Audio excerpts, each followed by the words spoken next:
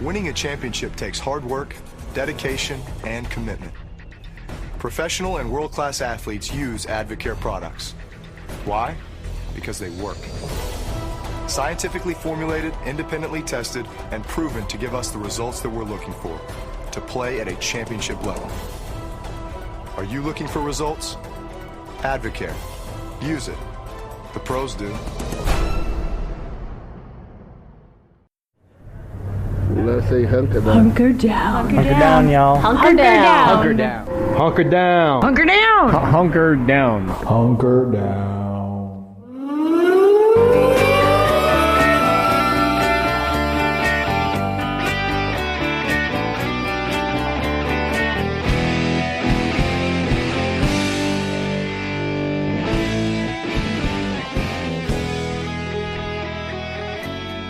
Hello. Yeah, we're recording. Oh, well. All right, when we're not closing. We're not closing. You're not closing The gallery. door? All right, here we go. We already got a customer. So we're doing the podcast tonight. First of all, this is probably the first podcast that y'all are going to listen to since 2009.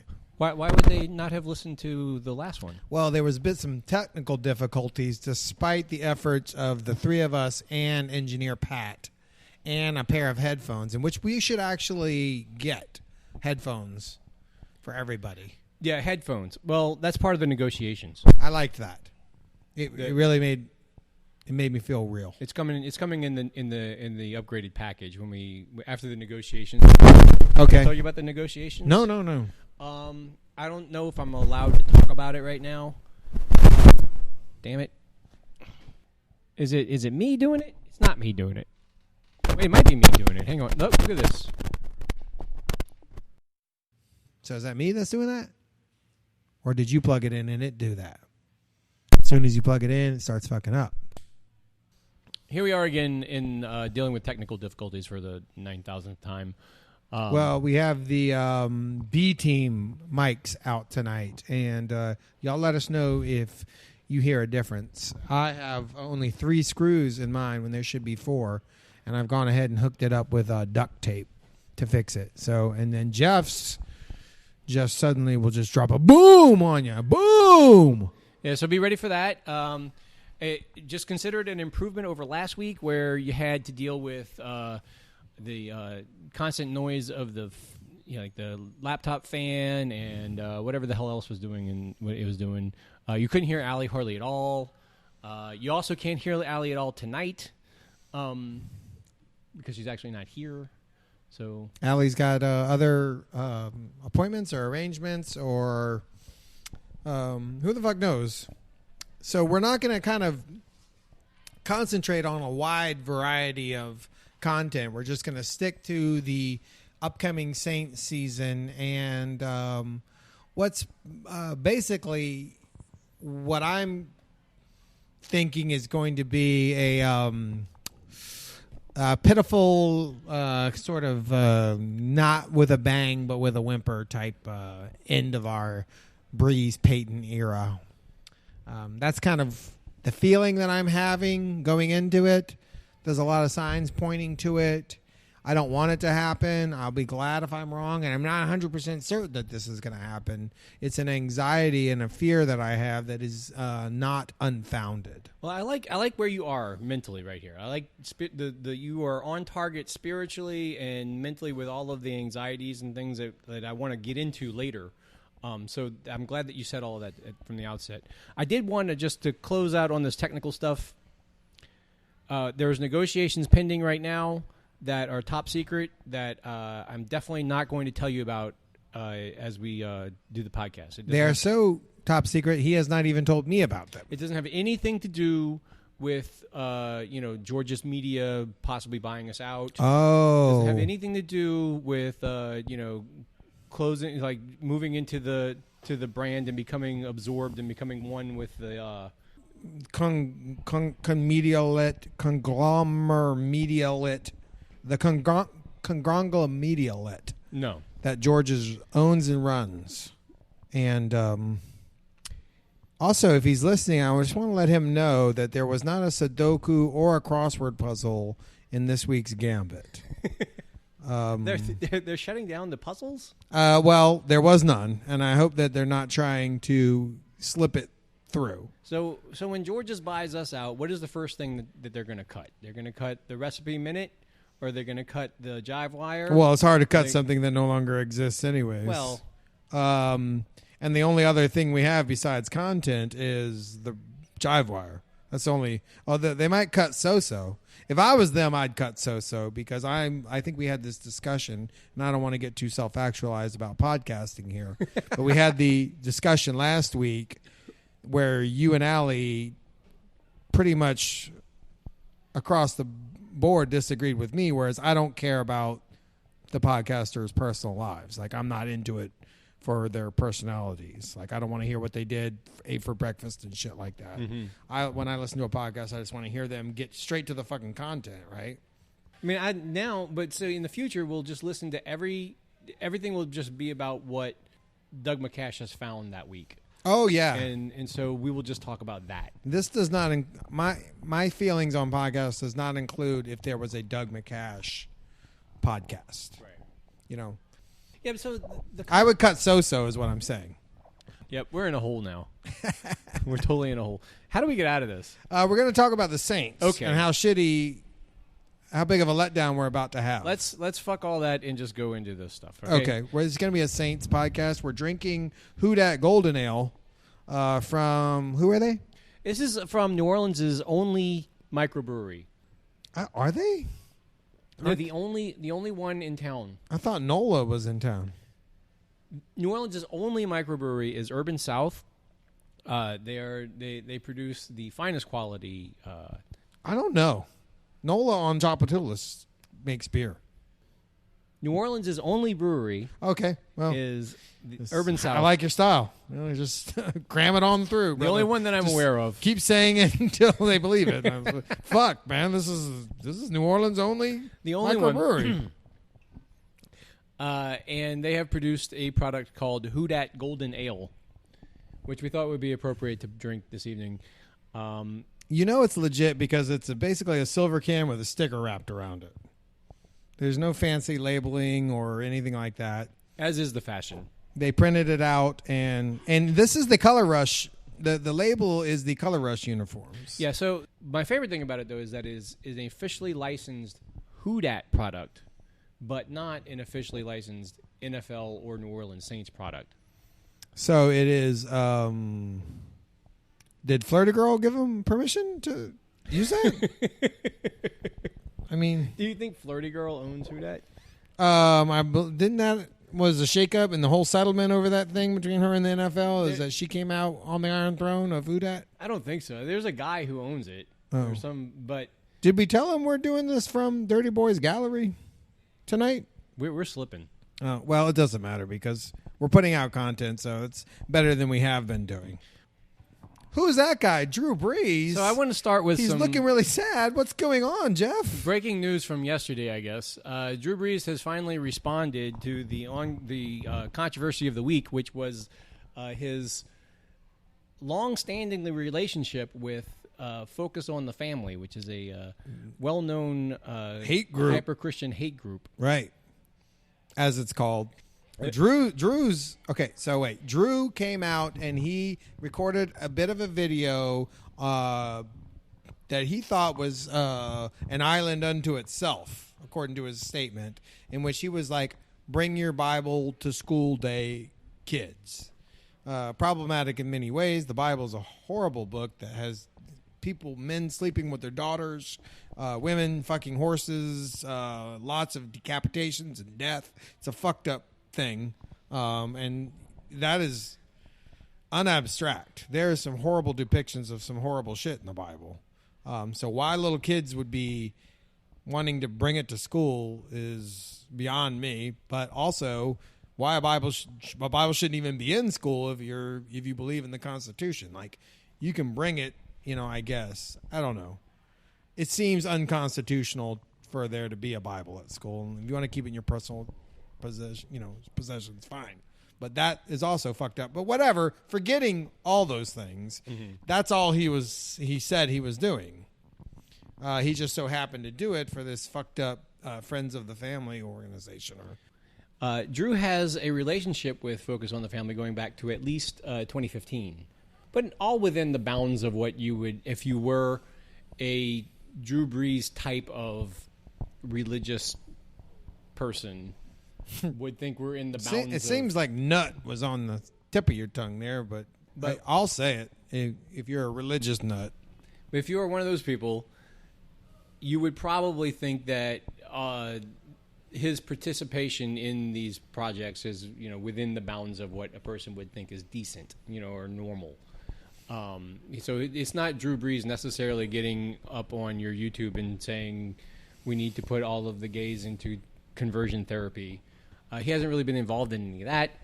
But at the same time, it's kind of weird. Like part of a large portion of his income derives from endorsing products and using his image to associate with brands and shit. Sure. So one would think that if he were going through the process of vetting a potential partner in this sort of business, that there would be a little bit more research or thought put into it. Well, if the thought is that he vetted them, and if he had known that, he would have been like, no, I'm not going to do it. Mm-hmm. So either there was no vetting at all, and this struck him by surprise, or he vetted it and was like, I'm fine with that. Well, there's evidence that Drew isn't very good at doing this kind of research in the first place. I mean, we know that he has in the past sponsored Advocare, which is a pyramid scheme, giant stupid pyramid scheme about health products and stuff. Preys on he bought lower class people. He bought some counterfeit diamonds over the summer. I forgot about that. He got into a film tax credit scheme or something like that by his own fucking teammate. Kevin Hauser scammed him into buying film credits or some shit like that. So there's evidence there that maybe he really isn't putting all that thought into it, right? So he's kind of dumb. I mean, when it comes in the business sense, or in the sense that who he associates with are a reflection upon him and his brand as a person, mm-hmm. and probably pretty insulated from that by his success as a football player and on the field.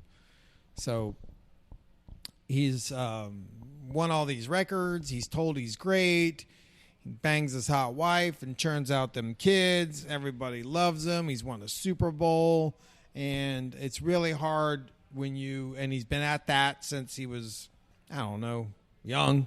He's lived this very limited and tunnel vision version of a person's life. Yeah. And he's not normal. No. And how old is he now?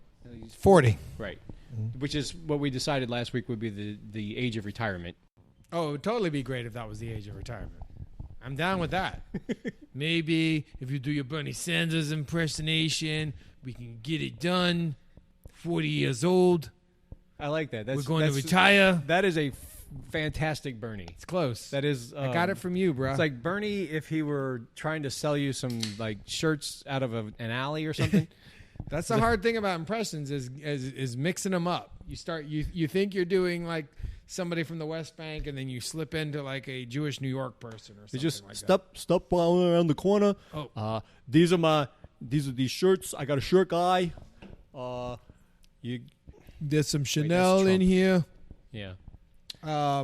So he is at the end of a journey, and he's going into a transition. Is what he's going to do. Transitions are never okay. They're always painful. He's had no matter what. Super regimented life that is about to change. That's what's about to happen to him. His whole life has been about you got to live exactly to these strict standards. We've read things about how he his crazy workout routine and his really limited diet, and there was an ESPN story the other day that they were asking other Saints players about what he's like in the huddle, because a lot of the great quarterbacks have like some personality. And there's a famous story about Joe Montana in the Super Bowl pointing out John Candy in the crowd. And yeah, Joe Montana, when it comes to, and I'll probably get into this, I might as well get into it right now, what I call the Messiah complex quarterbacks.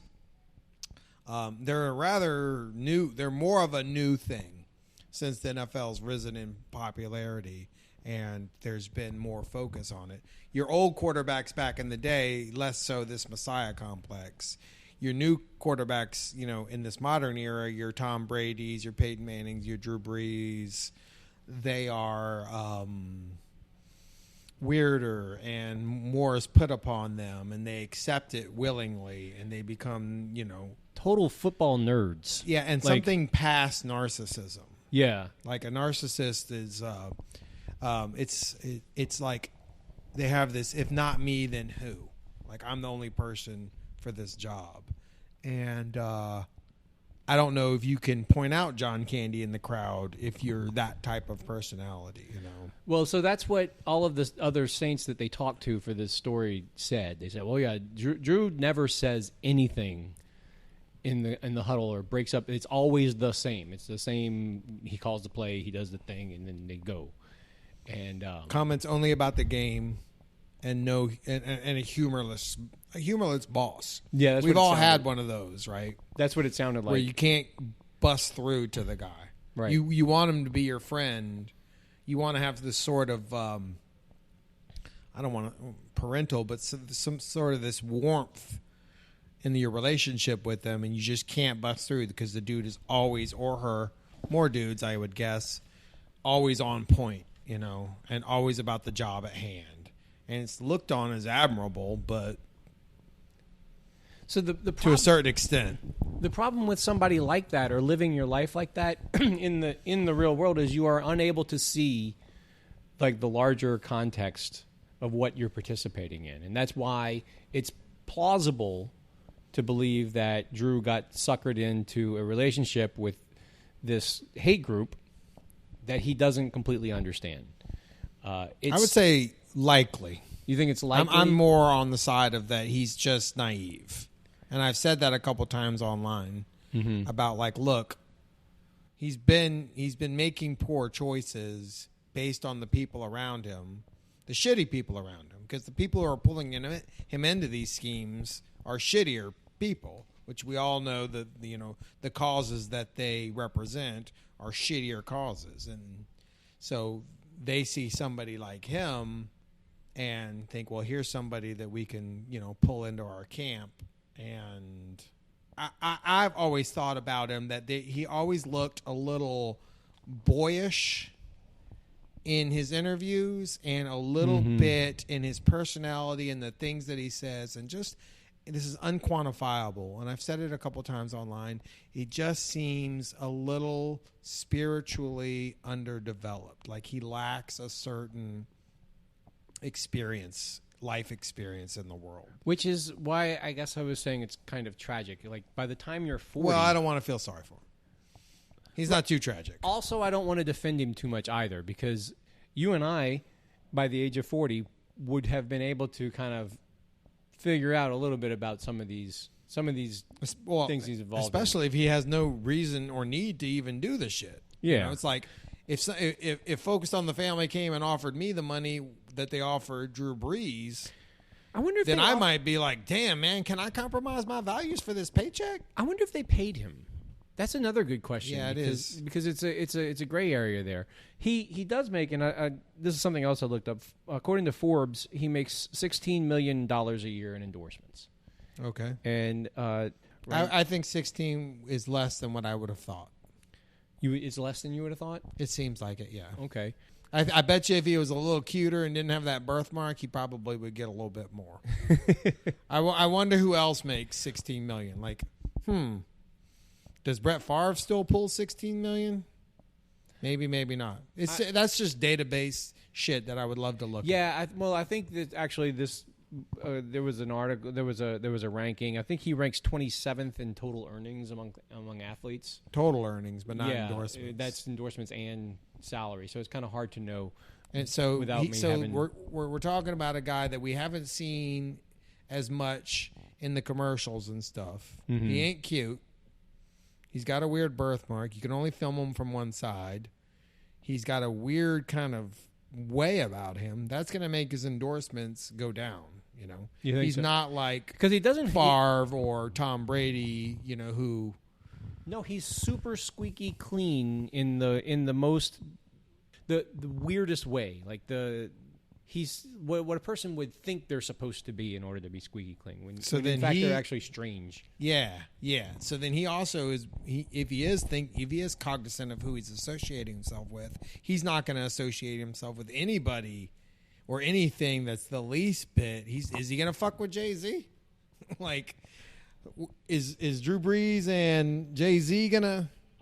Would they see each other? Yeah. Like, would Drew Brees be like, I'm going to be in a commercial or something with Jay-Z? Would he vet that as much as he did focus on the family?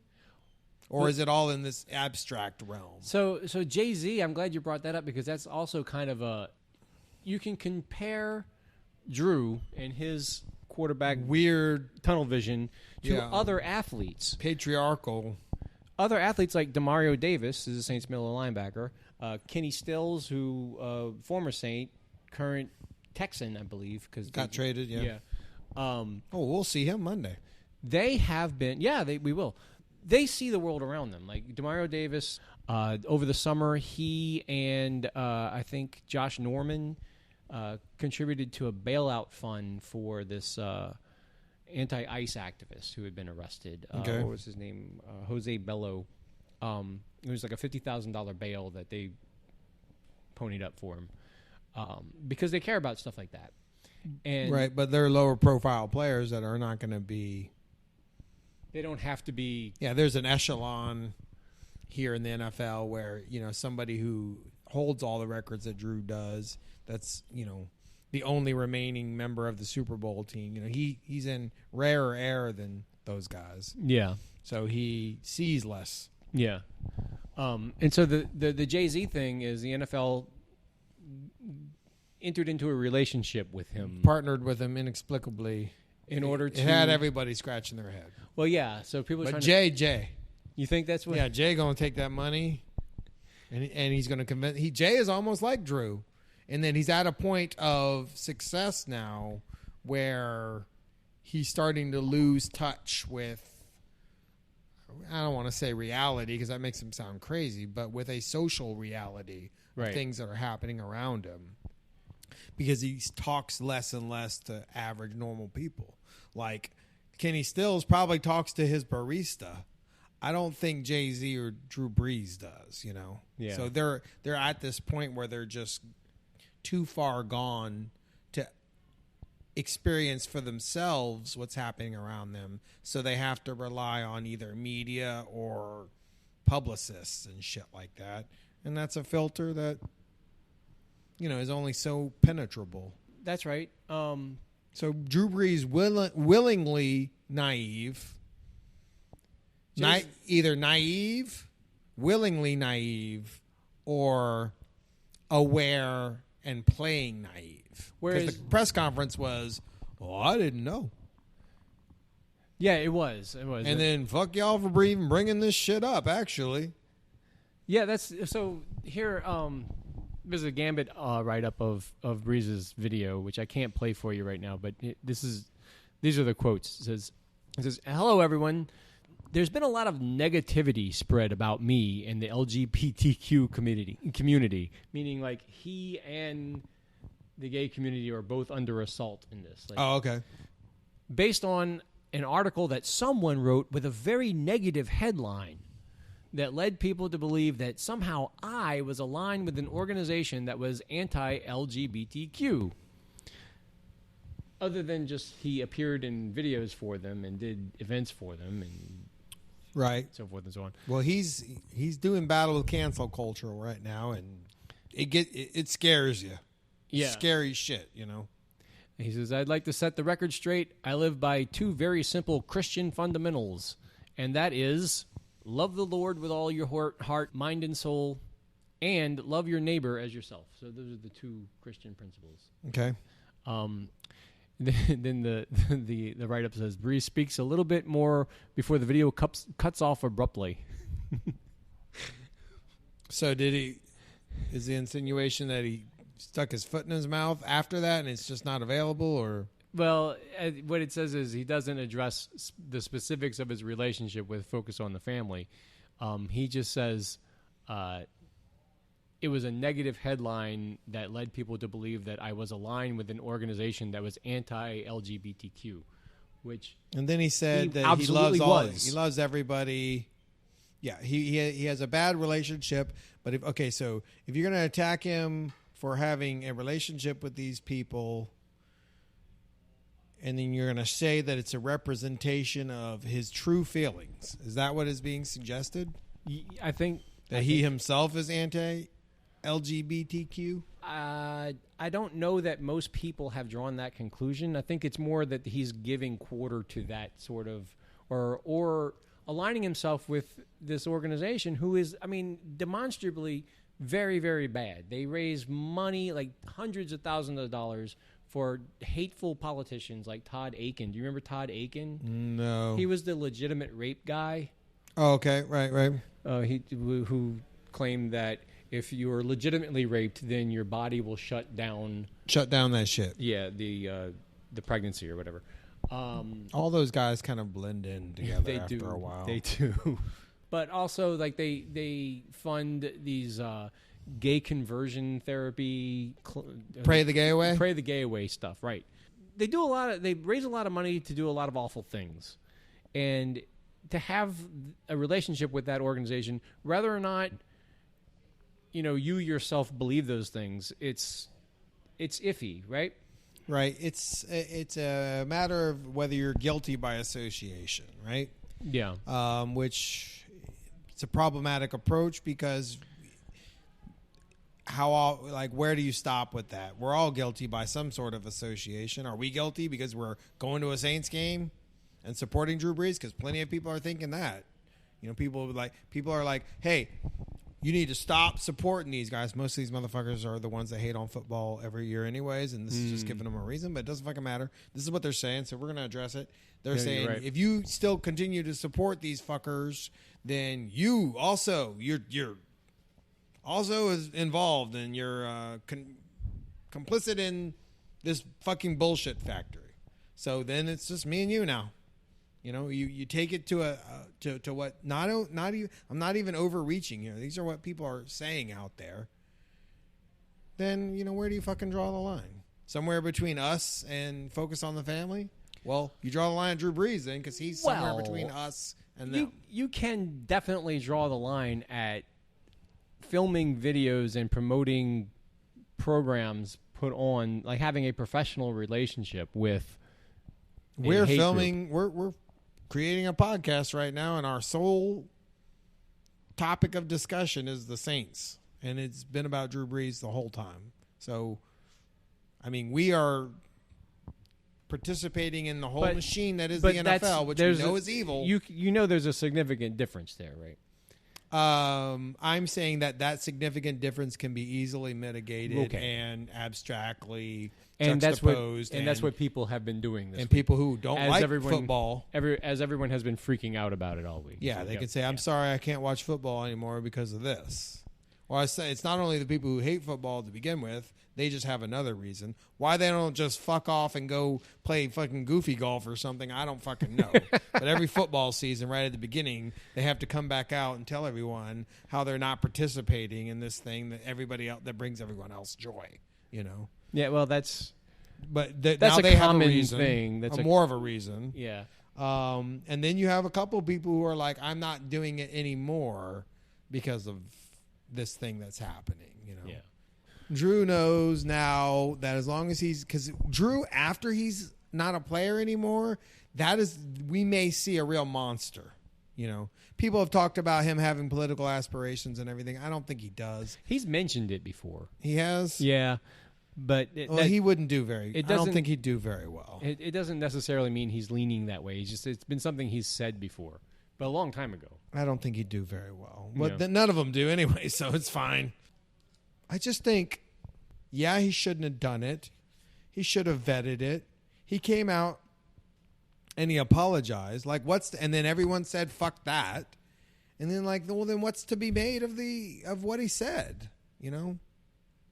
He blamed the media because he feels as though he got misrepresented. He came right out and said that he's not homophobic or anti-gay. So the assumption must be then at that point that he's lying or he's dumb. He is. I think it's more he just is really ignorant of the way the world works. So in his mind, he's just doing everything, all the good things.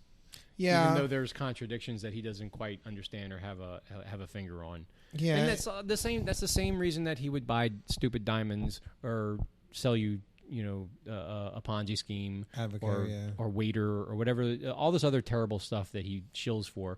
Like he's not.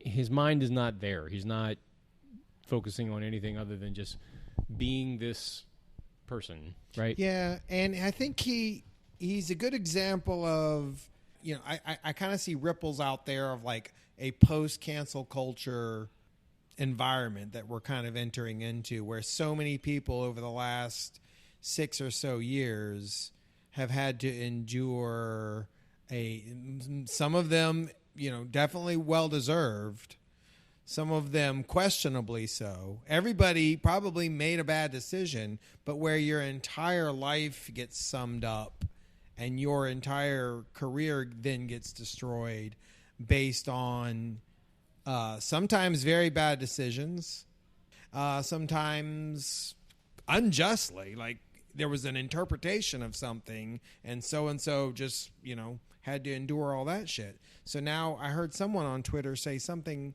I wish I had credit for it, but there was like, when are we going to start to look at the aggregate of somebody's deeds? Like, they fucked up a little bit here, but 75% of what they did ended up resulting in good things. Martin Luther King was rumored to be a womanizer, but also he did all these other things, and all the critiques of Mother Teresa and Gandhi and all these other people that are, held up to these high standards, but then somebody comes in and says, but there was this. Yeah. They definitely deserve to be called out for that part. Like, call out culture, not fucking such a horrible thing. But when you get into your brain and you start trying to say, I cannot associate, this person now is this. And then you have to start trying to prove that over and over again.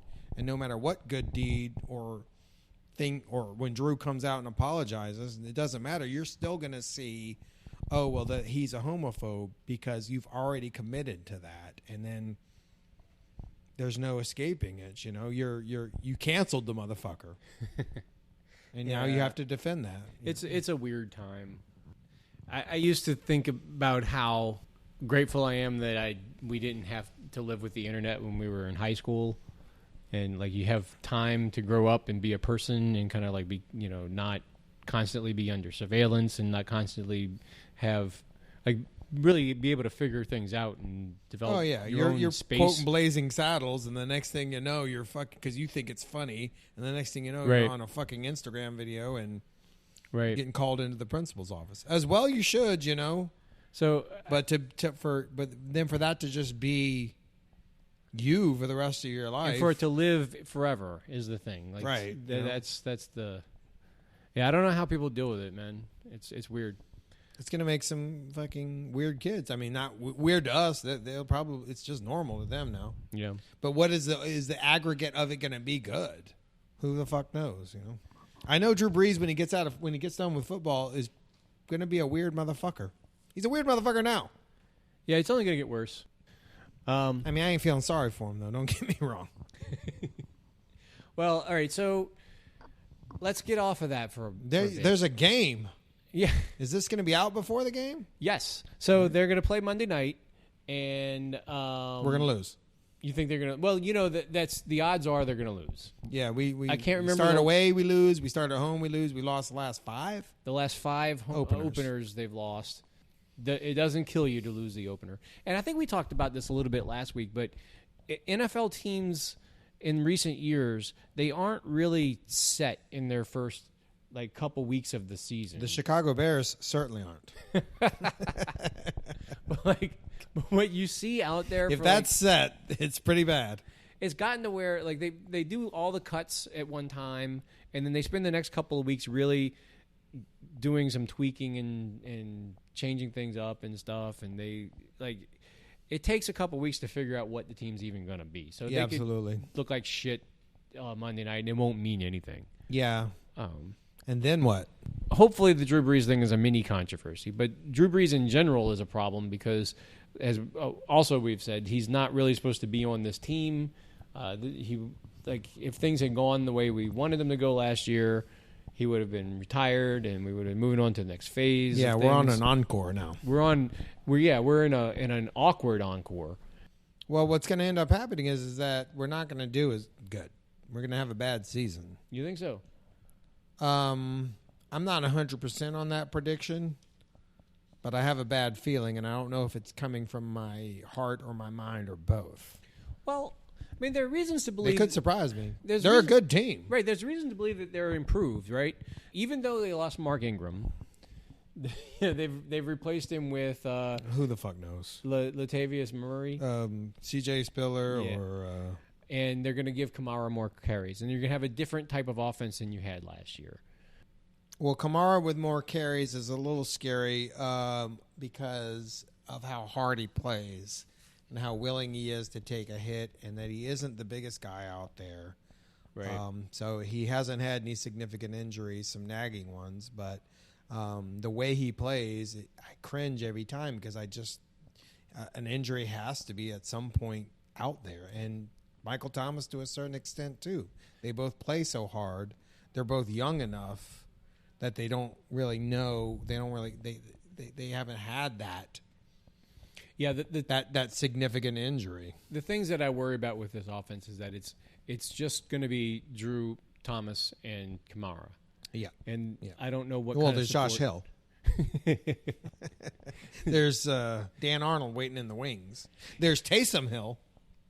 He's right. on the offense. Right. So there's a couple of things. First of all, we should probably right now go into what I think should be a regular feature on the show throughout the football season, which is the Dan Arnold watch. Okay. Dan Arnold. It's as low as it can go right now. Status, well... He's not on the team. He's not cut entirely. Oh, he's on the practice squad? He's on the practice squad. Okay. So he could get lower. He's in the phantom zone. Right. He's there. He can be released at any moment. But from the practice squad, even. He can get released? Yeah, he could be... Oh, Jesus. Right. Or what an insult. We could call him up and set him loose on the competition. So who took his place? Nobody. Josh Hill? They kept Josh Hill, and they kept Jared Cook. Oh, Dan ain't coming back. But in the past, they've carried 3 tight ends, and they asked Peyton about it, and Peyton said that, well, they have Taysom. Nice. And Taysom is the hidden tight end because he can play. Yeah, all right. He can be tight end. He's tight end as fuck. I guess. I don't know. I think Dan is around. I read something else about Dan. Let me see if I can pull this up. This was from a NOLA.com feature a couple weeks ago. It's about all of the undrafted guys who have either made the roster or are trying to make the roster at the time. And so these are walk-ons. Some of them are, okay. yeah.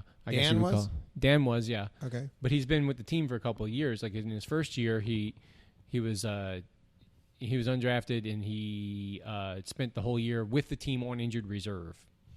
And it says Arnold spent his rookie season on injured reserve, but he said also that he made the most of it by, quote, being a bug on the wall. Oh. Which sounds a little weird. Arnold, I know what that means. Arnold suited up at receiver then and sat next to Michael Thomas in the meeting room. Arnold absorbed as much as he could from the all-pro wideout, like watching how Thomas took notes in meetings. Well, I don't think Michael Thomas is the $100 million man because he takes notes in fucking meetings. I don't think that's what's got him there. No. But now Dan knows the secret to how Michael Thomas... Yeah, is that what it is, huh? But I also get from this that... Okay, every time he does something amazing out there, he's like, see? He wrote about that before the... I spent a whole year sitting very close to Michael Thomas as he took notes. Oh, Jesus Christ. And I like the way it's worded because it says he absorbed as much as he could from Michael Thomas. Right. While being a bug on the wall. Is he going to absorb his body and his amazing physique and his I think abilities? Dan Arnold. Do you get that? Dan Arnold is Spider-Man bitten by a radioactive Michael Thomas. Okay. Well, I can't wait to see the results then. I can't wait for it. I can't wait for that. It's got to be coming. Also, last week, Allie played the Roseanne theme for a little bit longer than she should have because she thought that the family on Roseanne's last name was Arnold, but they are actually the Connors. Wow. So the Arnolds were from the Wonder Years, and Dan was the dad on Roseanne, which was the Connors. People get Dan confused Arnold because there was a Tom Arnold. There was a Tom Arnold. Oh, yeah, that might have been what did it. That's what happened. Roseanne's fake husband was confused with Roseanne's real husband, or they were just kind of mushed together and made one person. Dan Arnold. New Orleans Saints tight end Dan Arnold. If you took Tom Arnold. Anyways. So we're going to lose on Monday, and then we have a short week, and then where do we go from there? So you're asking what the schedule is like? No, I already know where we go from there. Where do we go? I'm doing the show. Okay, so Lance, where do they go from there? Well, we go out to Los Angeles, California. Oh my fucking for God. The biggest game of the season. 2 games in, which is when we're not fucking good. We lose these fucking games all the time. Sometimes, if you just took off the first 4 games of the season, we would be fucking playoff teams. But because it took us 4 fucking games, like those 7 and 9 seasons, we were fucking playoff teams. You know, if it was a fucking 12-game season and shit. Well, during that shitty time when we're gestating or whatever, when we're not really the team we're going to be, we have to go and play the Los Angeles Rams.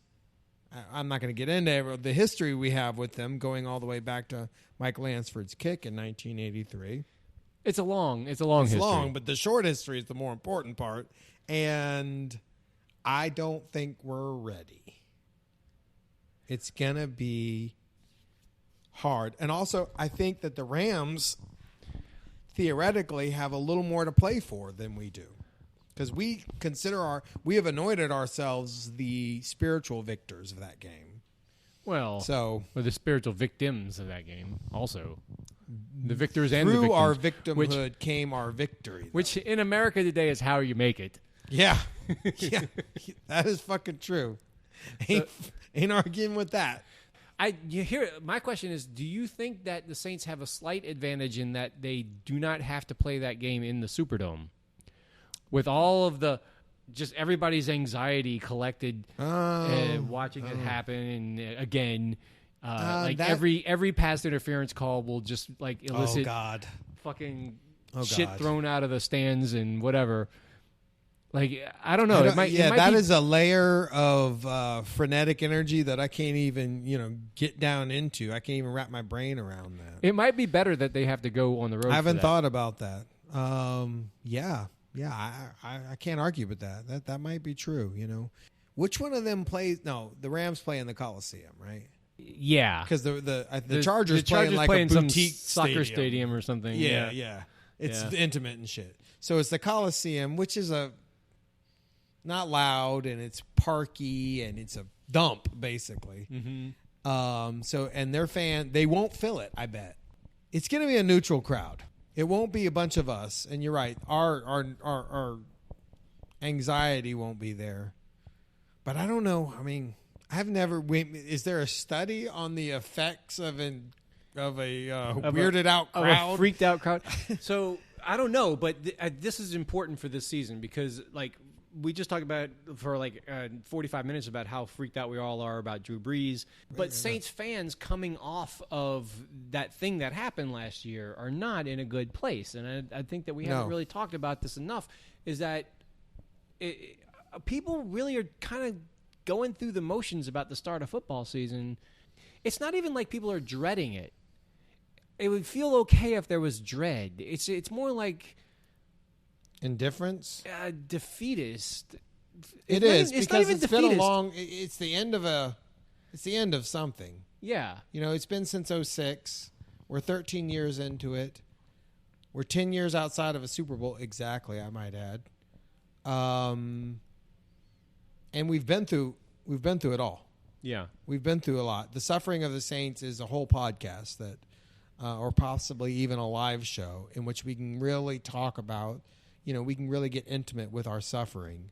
And last year, I'm not even going to say that was the worst one, because each one of them seemed equally bad. There was the four horsemen of our suffering. Last year's was as bad as the others. Yeah, but it does seem like there have been. But it was worse because we'd have already endured the other three. Exactly. So the first one, no big deal. It felt bad.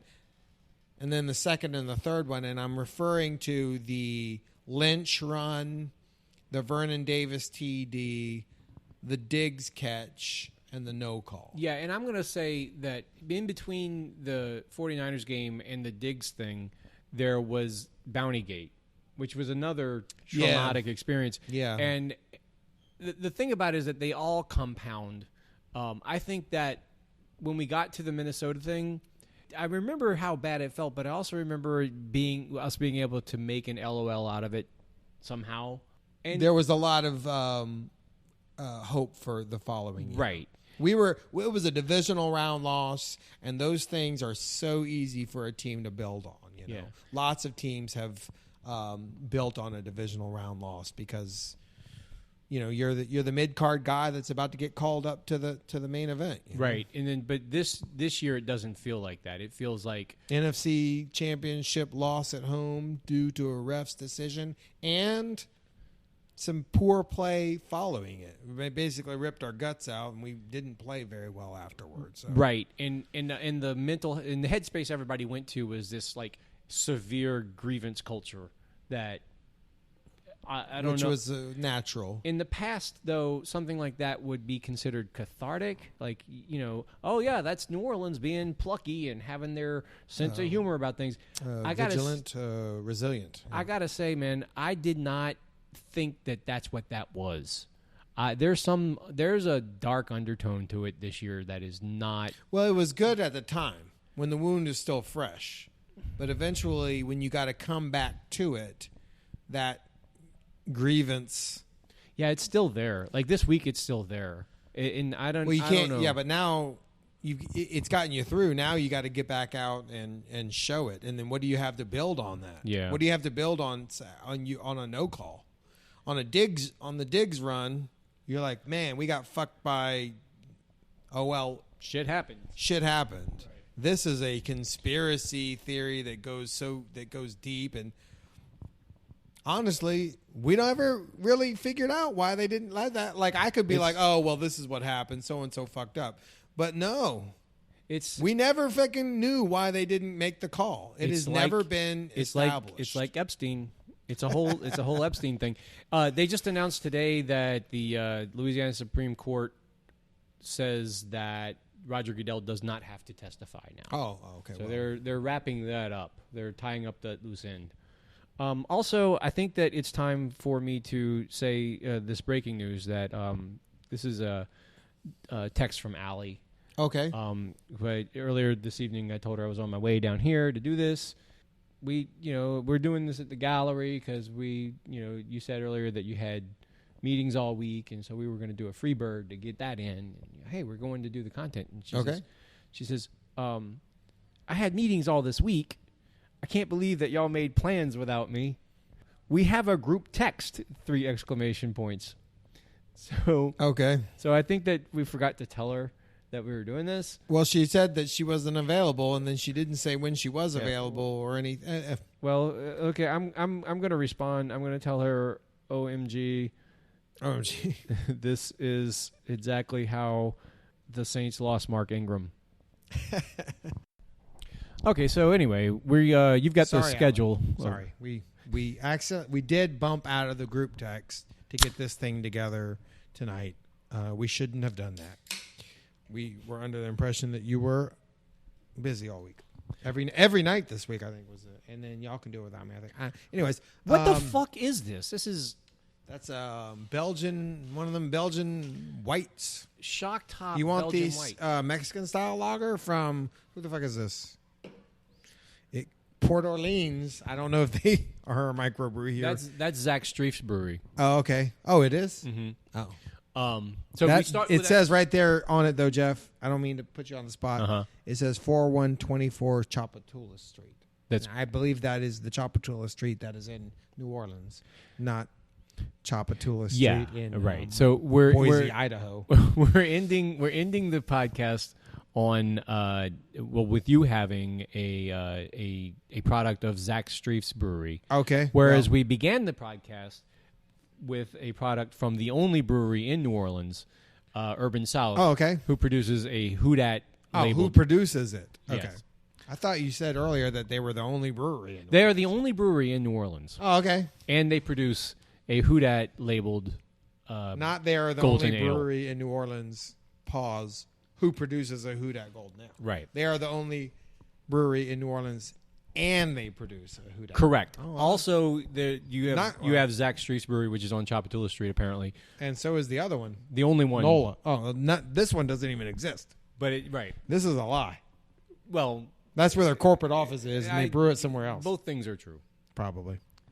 Anyway. This seems less legit because the cans are actually printed on, whereas the Urban South ones have labels, not stickers.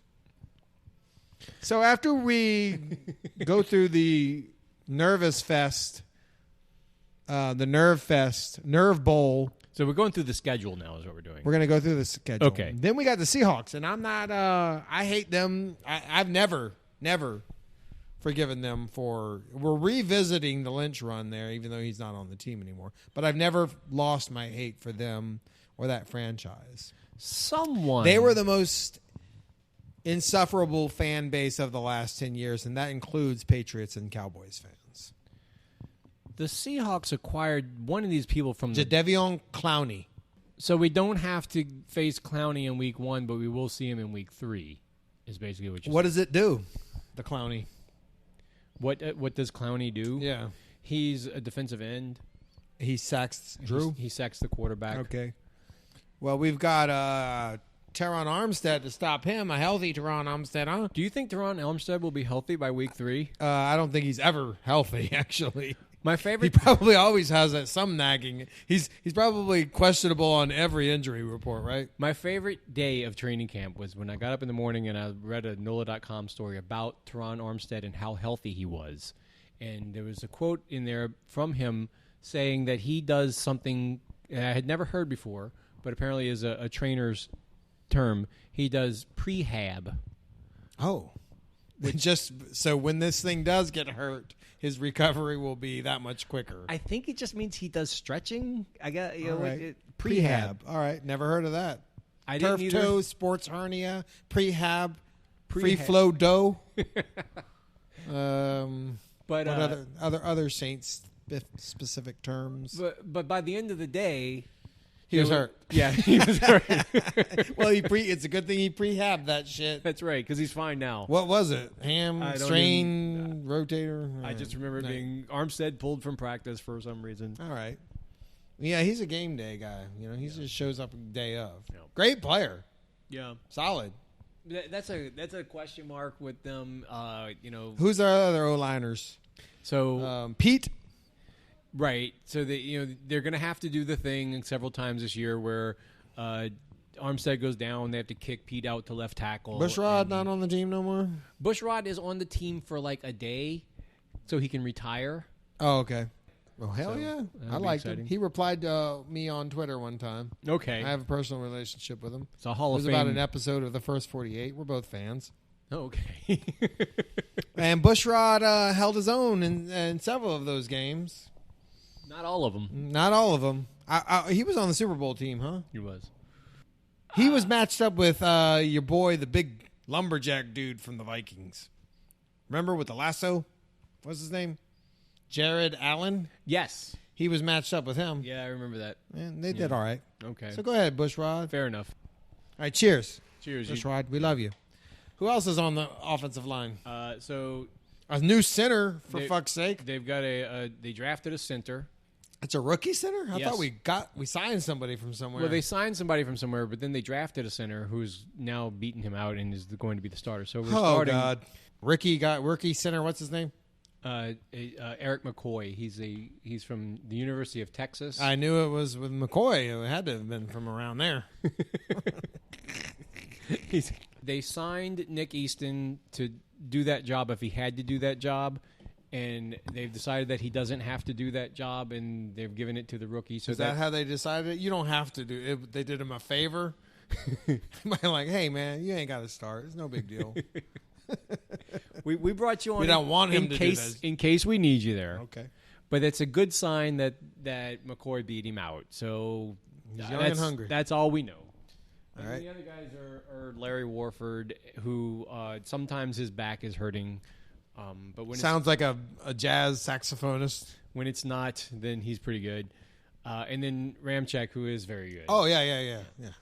So if they can keep that unit healthy, it's got it can be good. So we talked about how earlier the offense is just Drew, Kamara, and Thomas, which maybe. The key is Jared Cook. Obviously, he's toward the end of his career, but when he was like in his prime, he was one of the better tight ends in the league, and the Saints are betting that he's got enough left to be not a Jimmy Graham type player, but at least giving them something along the lines of what Ben Watson gave Jimmy him Graham one type season. player. So, I mean, he just had Drew Brees thrown to him as all. well, Drew likes to throw to tight ends. Hey, remember What other Kobe questions you Fleener? Anyways, well, fuck. Instead of we'll just go through the team a little bit more, and then we'll go through the season. All right, whatever. So you like. we did the offense, special teams. We got returning punts. Kamara still. No, they have Taysom? Nope, they have Deontay Harris returning punts. I don't know if I remember him. He's a rookie. He's a local kid. I don't too. remember him then. No, he is possibly going to be something special. Okay. So watch. If you don't know anything about him, then pay attention when they're doing that, because that's going to be a big deal, and it could end up making a huge difference. On the defense, on the rushers, we got everybody's favorite Saint, Cameron Jordan. What a guy that guy turned out to be. Leader of the defense, spiritual leader of the defense. Lattimore, got him. We don't have Chris Banjo anymore. No. He could come back, though. Although he did peace out in New Orleans on Twitter. Also, shout out to Carl Granderson, who is the rookie. Sounds like an insurance salesman from Kansas. He's a defensive lineman they drafted who has been in jail all summer. Oh, I did read something about that. So he was originally in July, he was sentenced to 6 months for sexual battery. Oh! Then On who? Yeah, so Nobody knows? Yeah, I don't know the details of that, but that sounds bad. Oh, yeah.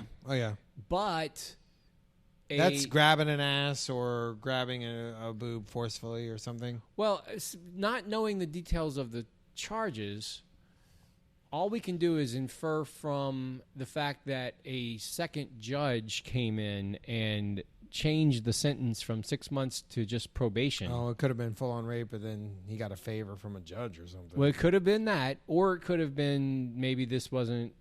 That he was getting accused? All right. I mean, possibly. Nobody knows. But we don't know. But we do know that he made the team from jail. So while Dan Arnold has to go to the practice squad, this dude spent all summer in jail. And Granderson privilege. And he just on was the like, team. all right, yeah, go ahead, sign me. Yeah. Well, I mean, Dan Arnold. Who are our corners? Are Lattimore, Crawford, Crawley? Crawley still on there? Eli Apple and Marcus Lattimore. Oh, Eli Apple.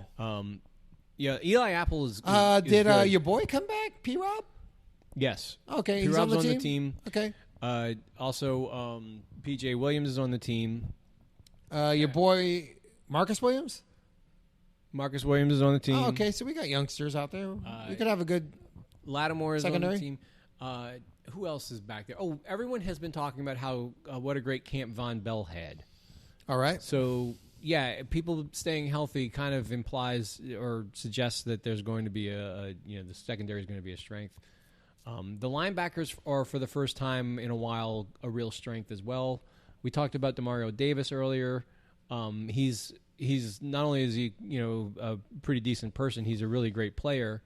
And so far, he's a decent person. Yeah, Football will take it out of you. Probably. But then you add to that Anzalone and Florida Gator. Thor-like Florida Gator. Right. Alex Anzalone. Also a dancer. In those clips, he was getting it. Was he? Oh, yeah. He likes taking apart in the choppa. I didn't. Choppas. I never picked up on that, but okay.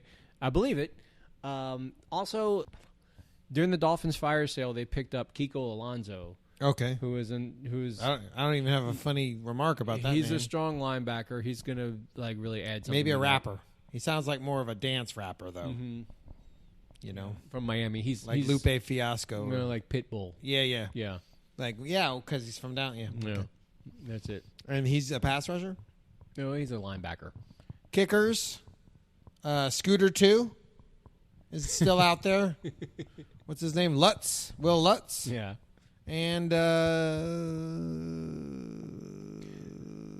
you're searching for the name of the greatest punter in the history of the NFL. Of the Saints, anyways. Yeah. The star of the team, really. Yeah. And He's still doing it. Him and Drew are the only people left from the Super Bowl team. That's right. That's right. Morstead has gotten to be like old veteran. He's cagey veteran. Yeah. And it's a great gig, the punter. I mean, even if you fuck up, you never fuck up too bad. The game is seldom dependent on you.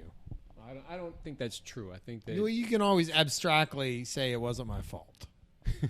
You can look at the outcome of the game and usually abstractly get away. Like the kicker, he goes out there and he kicks it and he misses it. It's his fault. It ends on him. No game ends on the punter. So much of this game, it's a lot. Like if you're not a quarterback or a guy who touches the ball a lot in a game, being a football player is a lot like being on Twitter, where like the object of the game is to not be the story that day. Right.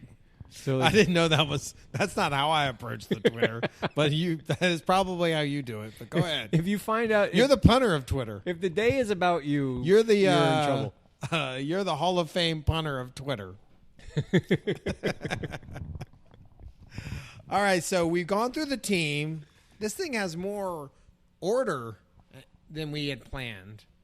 We've gone through the team, and now we're going to go through the schedule. We've already talked about the first two games. Okay. We have to win the first one. The second one's going to be Nerve Fest. We kind of talked about the Saints and Seahawks, whereas I really want to beat them. I'm assuming that is going to, since it's at 3:25, that's probably on the West Coast in Seattle. So we're just not going to come home.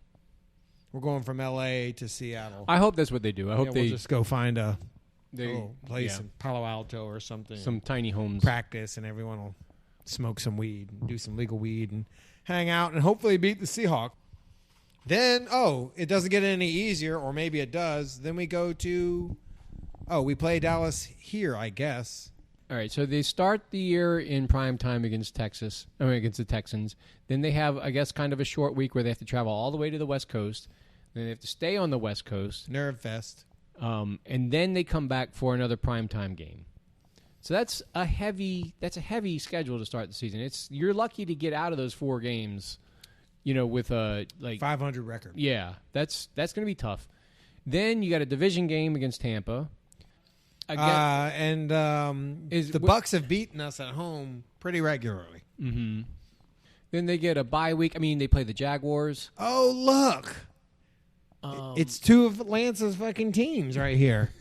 Although my second team this year, we also play. My second team this year is the Cardinals. And it's because they have a 5'10" rookie person of color as their quarterback, and I'm pulling for all three of those fucking things. I'm like, whoa, this guy is starting a fucking professional. Granted, he won the Heisman Trophy, so he's there's some expectations, but he's 5'10" for fuck's sake. He's only 4 inches taller than me. Yeah, and so this is how many games into the season is that? 1, 2, 3, 4, 5. We have to play the Bears, in which we saw them last night. But I mean the Kyler Murray game. That's 8 games into the year. Yep. So he's on my birthday, for fuck's sake. That's at the point of the year where you really aren't going to even say he's a rookie anymore. If it's going well for him, then. But then he has all that shit piled on him, and he's got to live up to expectations. Right. And let me tell you, as a short guy, it's hard. So that's on my birthday. That's gonna be a fun. That's gonna be a fun game. So that's the first half of the year. And then, we had the Bears before them. We saw if they keep up what they're doing last night, that should be no problem, although their defense is pretty rough. But yeah, they can't keep that up. They might be all right by this point. But then the second half of the season kicks off. They get the Falcons. And that is at home. Yeah. Oh, my goodness. Look at this. It's 1, 2, 3, 4 division games in a row. Atlanta, Tampa, Carolina. So they're just going to settle it all right there. Yep. Yeah, they're just like, so hey. What month is that? Is that November? November. That's the month that Sean Payton famously refers to as important. When I look into your eyes, I can see love restrained. No November rain in the Superdome, y'all. There might be some November rain only at the Buccaneers game or the Panthers game. Falcons. But the two Falcons games, no November rain. They're in domes, y'all. Oh, I see.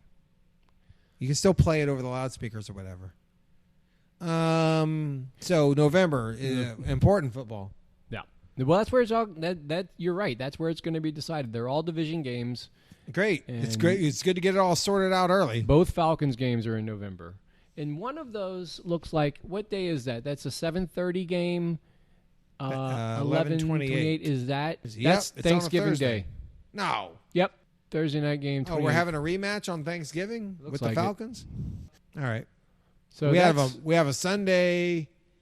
All right. So, and then the Niners, I always want to beat them. I haven't forgotten how much I hate them because of the Vernon Davis thing and all that whole thing that happened with the Harbaugh. I've never stopped hating them from that.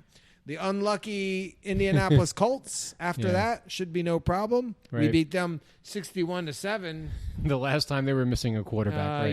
Yeah, and that game was significant not only because it was of the score, but because I remember the announcers basically character assassinating Jimmy Graham's mama. Like about halfway through the game, they just were like, she had abandoned him, and now look at him, and blah blah blah. blah. And it's like, somewhere there's this poor woman out there, just like, hey man, I made a mistake, give me a break. Was this the last time we ever played the Colts? She got canceled. Really? Jimmy Graham's mama got canceled on live fucking TV and shit, while her kid was out there scoring like 3 or 4 touchdowns or whatever. The announcers were cancel culturing her. So that just shows you the dangers of that shit. And then the least significant franchise of all time, Tennessee Titans. Yeah, Tennessee Titans. Yeah, they exist. Fuck state teams like Carolina. Arizona? That's a 2-state team. Yeah, fuck a team that's a state. Mm-hmm. Come on, man. We all know you're the Phoenix Cardinals. We all know you're the Charlotte fucking Panthers. But go ahead and just, sheer ploy for money, call yourself the state team. I saw one time someone was trying to say the Gulf Coast Saints. Man, give me a fucking break. Yeah, they like to do that shit. Yeah, stick it up your ass. And then we finished at the Panthers, but that should be a no-brainer. Everything should be decided by then. And Cam Newton checks out a couple weeks before the end of this year anyways. So, well, what can we say about this? The beginning quarter of the season looks really tough. And then that third quarter of the season looks like it's where everything's going to be decided because those are all the division games in November. Isn't November when we were lighting motherfuckers up for like 50 points last year? I think so. All right, well, we'll peak. And if that happens this year, we should be all right. What's Sean Payton doing? Where's he at in his life? He's trying not to get canceled. He could easily be. I'm sure he's done some cancelable shit, huh? I'm 100%. They've all, I mean, They've all done it. 100% certain that Sean Payton could be easily canceled if we tried. Yeah, I mean, it wouldn't take. You just. I can start. He was a scab in the 1987 strike. So he's done with the socialists. Yeah, he's are all not done with them. Right, he's not. He's already. What about the gays? How can they cancel them? Oh, I don't know. I don't think that they have an angle. Probably not. All right. Black folks, could they cancel them? Nope, they don't have an angle either. He's been publicly supportive of feminists. Could cancel him. He maybe cheated on his wife. Maybe impregnated a cheerleader. Yeah, they got something with him. Maybe. The Republicans, they hate him. He supported the flag kneeling and everything. Right? Well, that's what I was going to say. Conservatives probably hate him. Yeah, maybe the conservatives can cancel him for that. Although they can cancel anybody for anything, though. Right? They can find a reason. They can make up shit, except the president for whatever reason. It's weird. Right. He hasn't done like any explicit political endorsements that I'm aware of. Kenny Chesney doesn't count as a political endorsement. No, but he does count as something you could probably cancel a person for. He has to have done something. That and playing bongos in Jimmy Buffett's band. Oh, he could be canceled among the anti-Jimmy Buffett people are myriad. They come from a lot of different origins and whatnot. Legitimate musicians hate Jimmy Buffett. So they could cancel him for that. But it doesn't matter how many people cancel you for Jimmy Buffett. You're going to get more people. You know, they're lining up. The parrot heads are lined up. You know, they're legion. Well, I hope Coach is all right. What happens to Coach after Drew retires? What happens to any of us after Drew retires? That's weird, yeah. What happens to football? Last week, again, not to harken back to last week, but nobody was able to hear it, so we might as well. I think we talked about the fact that football is coming to an end. College or just pro? In general. All right. You mean because people are dying out there and getting cast out like cattle and shit like that? Well, just that people our age are probably the last generation who really grew up with the brainwashing that kind of allows you to feel like it's something important that's happening. Populist communitarian activities like everyone together getting behind a sports team, whatever imagined community or like shared experience that they're having there, I don't know that that's something that is as legitimate as it once was. And it's not necessarily gone, but what I want to say about it is that it is no longer powerful enough to sustain the NFL. Support the cognitive dissonance necessary for someone to believe that watching this corporate machine that sucks money out of public bodies and communities people and destroys bodies and brains, it doesn't allow us to pretend that that's okay anymore. Again, I don't know that this is bad, but I think it's just what's going to happen.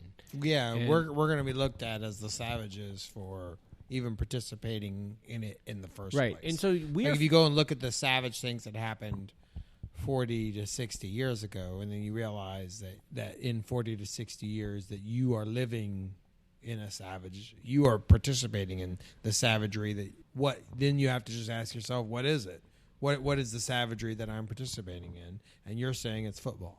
It's part of it, yeah. You think it's just football or just pro sports in general? Because football is the fucking most savage one. Football is the worst one because it actually is. It's physically harming the labor, like and really, even part of it.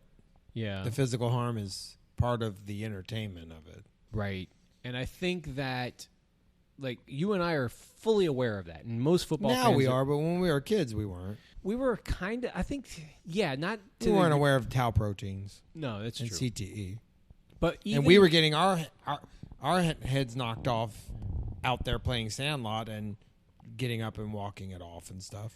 Right, and although a guy did die at my high school, so we knew it.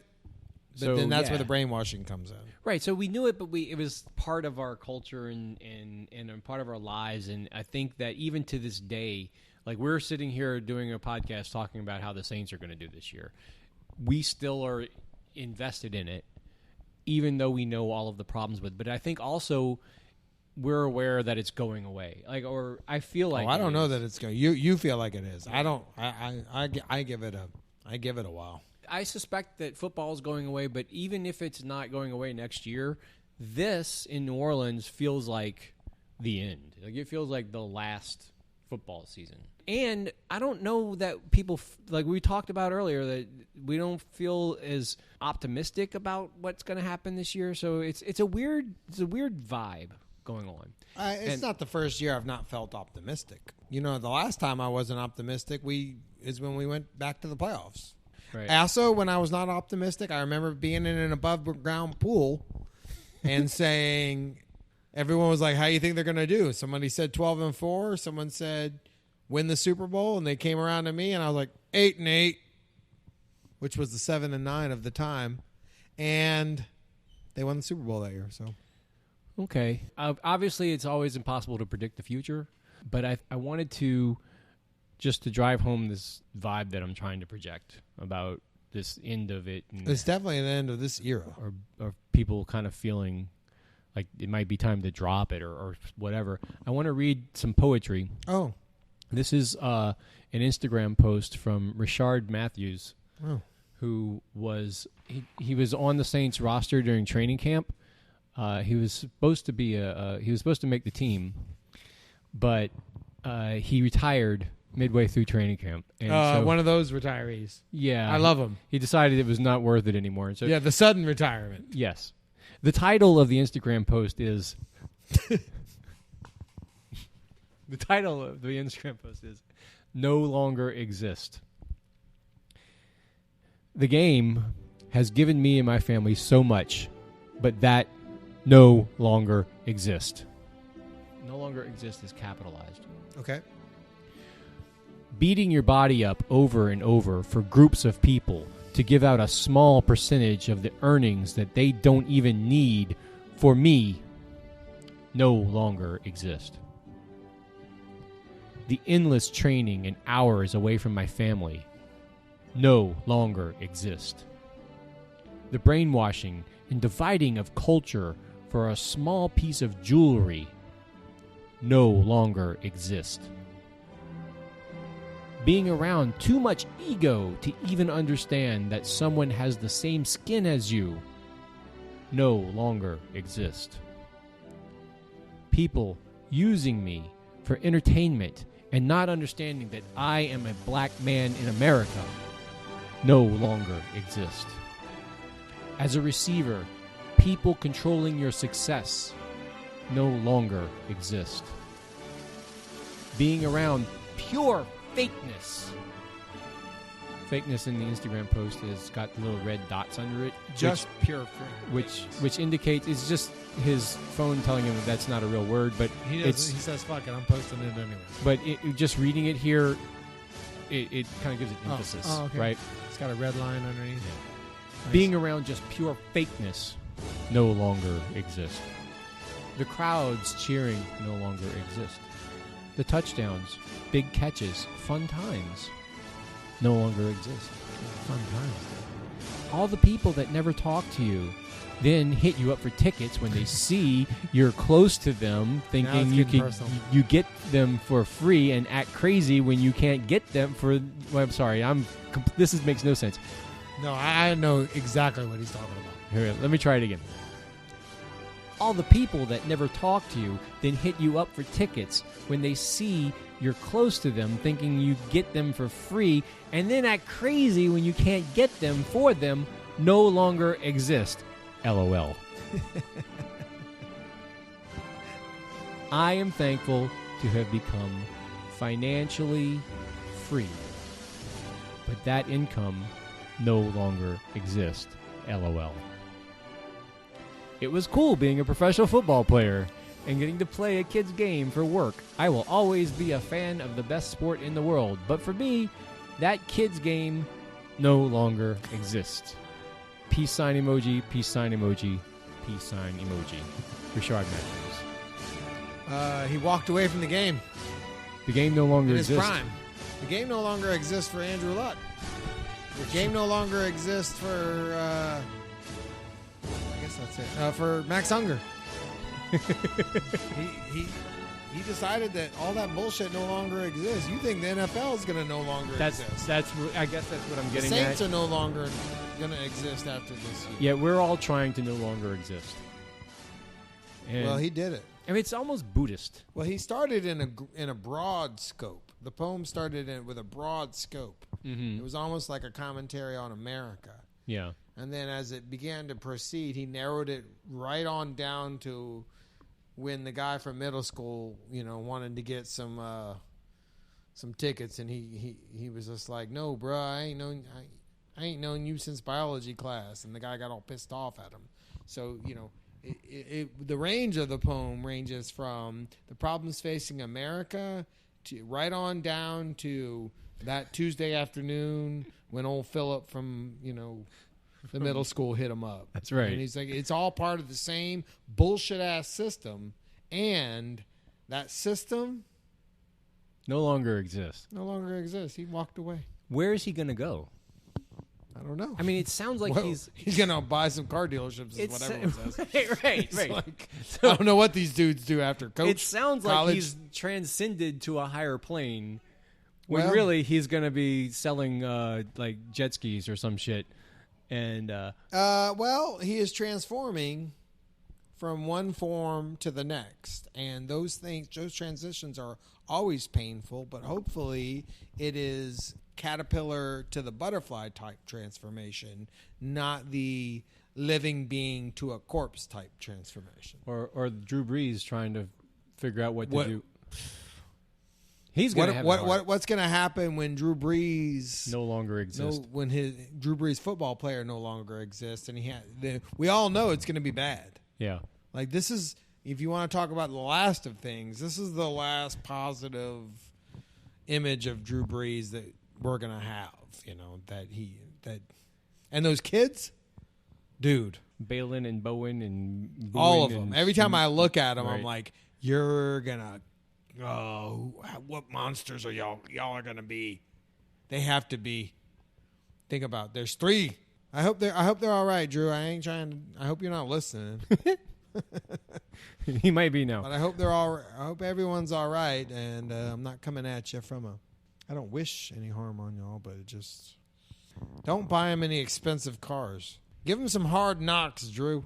So anyway, I think that covers all of it. I think it covers everything I brought anyway. What is Choppa gonna be around this year, or the Sean Payton?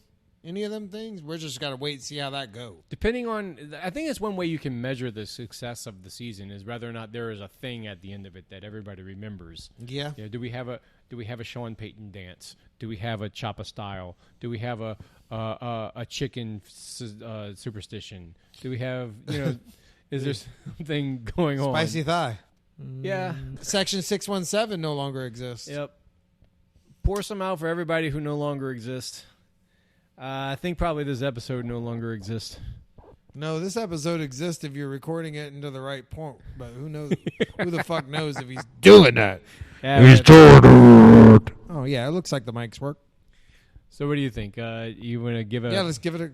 Let's you want to give a prediction on the record or anything like that, or you 13-3, and we win 13 the and Super 3? Bowl. think? All right.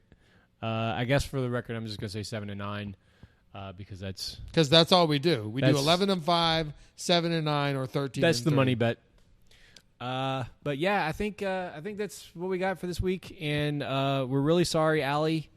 The Hunger Downcast was in danger of no longer exist. Yeah. But we came back. Yeah. Also, we have a YouTube channel that shit. Jeff just started. Mm-hmm. All our funny videos are on there. Jeff's trying to get into video editing. I think it's going to be awesome. He's pretty good at it. So check that out. Yeah, don't forget to like and subscribe, as they say. Follow us on iTunes. Leave us an iTunes review. Yeah, 5 stars. What are the things you're supposed to do? Visit our Patreon. It's Patreon/Hunger Downcast. I'm at Varg Vargas on Twitter and Instagram. Also, I can marry you, not marry you into holy matrimony, but I can officiate your wedding at Reverend Varg Vargas on Instagram. This is Deurty Boys Gallery. We're recording Whatever. at Deurty Boys Gallery at 901 Charters, where there's pop and primitive art from salvaged wood found here in New Orleans by myself and Jeremy Abear. He's at JHBerryRT on. You can follow me. I'll tweet him. Yeah, I think that's it. Follow us on all the things. So we'll catch you guys next time. Saying who that? Who that? Who that? Who that?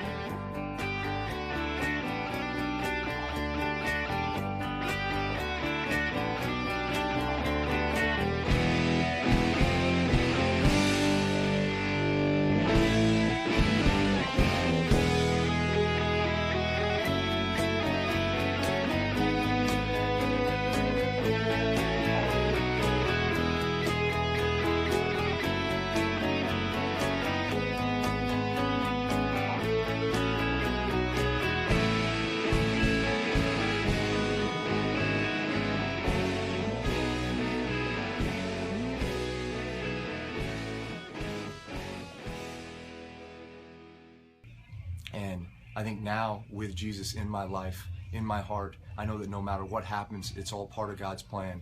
And it gives me great confidence. It also gives me great certainty to know that I know where the end point is with Jesus. And I know that the path and the journey there is there to strengthen me and make me stronger.